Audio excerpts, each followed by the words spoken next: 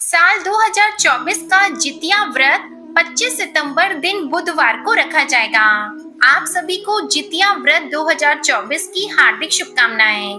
जीमूत वाहन भगवान सदा आप और आपके बच्चों की, आपके परिवारजनों की रक्षा करे।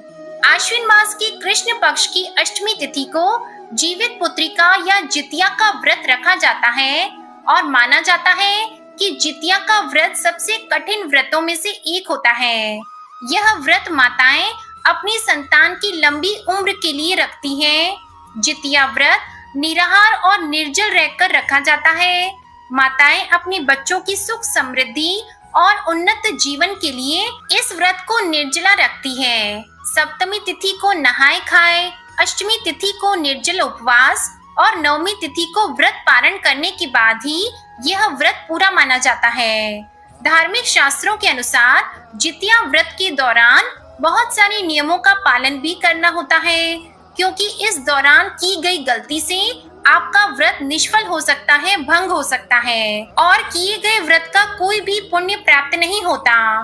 तो आइए जानते हैं जितिया व्रत के नियम क्या होते हैं और इस दिन पूजा कैसे करनी चाहिए। इस व्रत में सप्तमी तिथि से लेकर नवमी तिथि तक किन किन नियमों का पालन करना होता है। जितिया व्रत से एक दिन पहले नहाए खाए किया जाता है।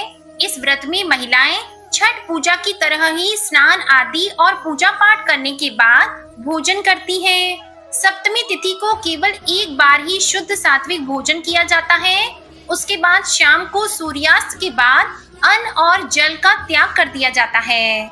फिर अष्टमी तिथि के दिन निर्जल उपवास रखा जाता है। ऐसे में नहाए खाए के दिन भूल कर भी लहसुन प्याज का, मांसाहार का या फिर किसी भी तरह की तामसिक भोजन व्रत के एक दिन पहले बिल्कुल नहीं किया जाता।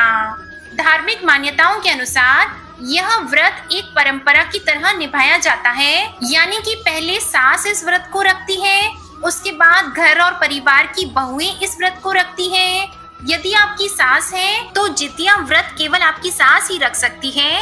इस व्रत की जो भी परंपरा है उसका पालन आपकी सास ही कर सकती है और अगर सास इस व्रत को रखने में सक्षम नहीं है तो उनके बाद आप भी इस व्रत को प्रारंभ कर सकती हैं।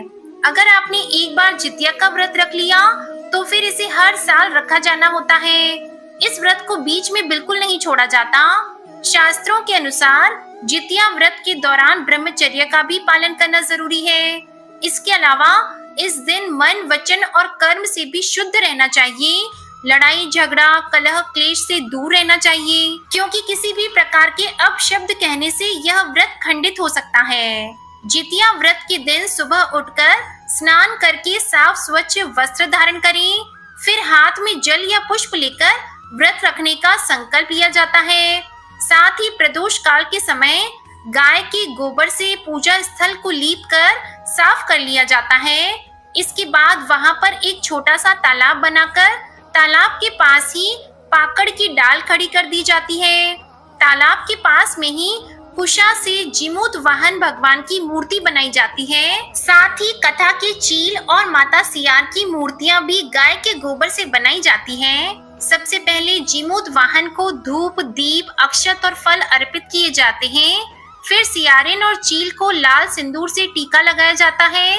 इसके बाद हाथ में चावल के दाने या पुष्प रखकर व्रत की कथा पढ़ी या सुनी जाती है। सबसे अंत में आरती की जाती है। इस दिन पूजा करते समय धूप, पेड़ा, खड़ा चावल, 16 गांठ का धागा, इलायची, पान, सुपारी और बांस के पत्ते भी अर्पित किए जाते हैं। जितिया व्रत के पूजन में सरसों का तेल और खली भी चढ़ाई जाती है, जिसे बुरी नजर दूर करने के लिए अगले दिन बच्चों के सिर पर भी लगाया जाता है। इस व्रत में एकदम से निराहार और निर्जल ही रहना चाहिए। इसलिए व्रती महिलाओं को चाहिए कि ज्यादा भागदौड़ वाले काम या ज्यादा बोलने वाला कोई भी काम इस दिन बिल्कुल ना करें। हो सके तो मौन रहकर ही इस दिन आपको सारा काम करना चाहिए। इसके अलावा रात में जितनी देर तक हो सके आपको जागरण भी करना चाहिए। अगले दिन सूर्य देव को अर्घ देने के बाद ही इस व्रत को खोला जाता है और फिर व्रत खोलते समय जल और अन्न आप ग्रहण कर सकते हैं। मुख्य रूप से जितिया व्रत के तीसरे दिन यानी कि नवमी तिथि को झोर भात, मडुआ की रोटी, और नौनी का शाक बनाया जाता है और इस भोजन को ग्रहण किया जाता है। नवमी तिथि को व्रत खोलने के बाद अपने सामर्थ्य के अनुसार कुछ न कुछ दान दक्षिणा भी आपको अवश्य देनी चाहिए। इस तरह से जितिया व्रत सप्तमी तिथि से लेकर नवमी तिथि तक रखा जाता है। 3 दिन तक चलने वाले इस उपवास में महिलाएं जल की एक बूंद भी ग्रहण नहीं करती, क्योंकि यह व्रत सप्तमी तिथि से प्रारंभ होता है। इसलिए सप्तमी तिथि को भी कुछ बातों का ध्यान रखना चाहिए। सप्तमी तिथि को यदि हो सके तो पवित्र नदी में स्नान करना होता है। यदि ऐसा संभव ना हो तो आसपास ही किसी सरोवर या कुंड में आप स्नान कर सकते हैं। नहीं तो घर पर भी नहाने के पानी में गंगाजल मिलाकर आप स्नान जरूर करिए। सप्तमी तिथि को भी केवल एक बार ही शुद्ध सात्विक भोजन किया जाता है।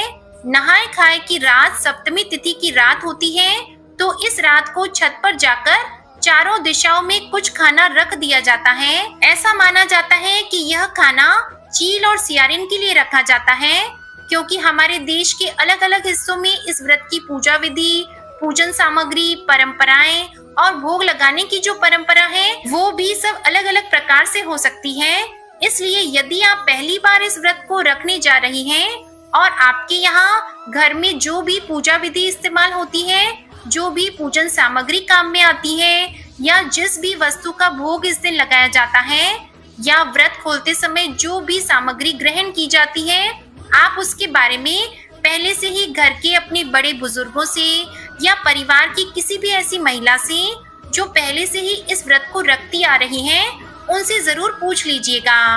उनकी सलाह के बाद ही आपको इस व्रत को आरंभ करना चाहिए। जितिया व्रत की पौराणिक मान्यताओं के अनुसार महाभारत काल में अश्वत्थामा ने बदले की भावना से अभिमन्यु की पत्नी उत्तरा के गर्भ में पल रहे बच्चे को मारने का प्रयास किया था। अश्वत्थामा ने जब ब्रह्मास्त्र से उत्तरा के गर्भ को नष्ट कर दिया था, तब भगवान श्री कृष्ण ने उत्तरा की अजन्मी संतान को गर्भ में फिर से जीवित कर दिया। जिस दिन भगवान श्री कृष्ण ने उत्तरा के बच्चे को गर्भ में जीवित किया था, वो दिन आश्विन मास के कृष्ण पक्ष की अष्टमी तिथि का दिन था। तब से संतान की लंबी आयु की कामना के लिए जीवित पुत्रिका का व्रत रखा जाने लगा। मान्यता है कि जो भी महिलाएं इस व्रत को पूरी विधि विधान से रखती हैं, उनके बच्चों पर भगवान श्री कृष्ण की विशेष कृपा बरसती है। साल 2024 में इस बार 25 सितंबर दिन बुधवार को जीवित पुत्रिका यानी जितिया का व्रत रहेगा। नहाए खाए 24 सितंबर मंगलवार को रहेगा। निर्जल व्रत 25 सितंबर बुधवार के दिन सुबह से लेकर अगले दिन तक रहेगा, यानी कि व्रत का पारण किया जाएगा तीसरे दिन 26 सितंबर गुरुवार को सुबह सूर्योदय के बाद। सप्तमी तिथि प्रारंभ होगी 23 सितंबर सोमवार की दोपहर 1:51 से और सप्तमी तिथि की समाप्ति होगी 24 सितंबर दिन मंगलवार को दोपहर 12:39 तक। इस दिन सूर्योदय का समय रहेगा सुबह 6:20 और सूर्यास्त का समय रहेगा शाम 6:17। अष्टमी तिथि प्रारंभ होगी 24 सितंबर दिन मंगलवार को दोपहर 12:40 से। अष्टमी तिथि की समाप्ति होगी 25 सितंबर दिन बुधवार को दोपहर 12:11 पर। नवमी तिथि प्रारंभ होगी 25 सितंबर दिन बुधवार को दोपहर 12:12 से और नवमी तिथि की समाप्ति होगी 26 सितंबर दिन गुरुवार को दोपहर 12:25 पर।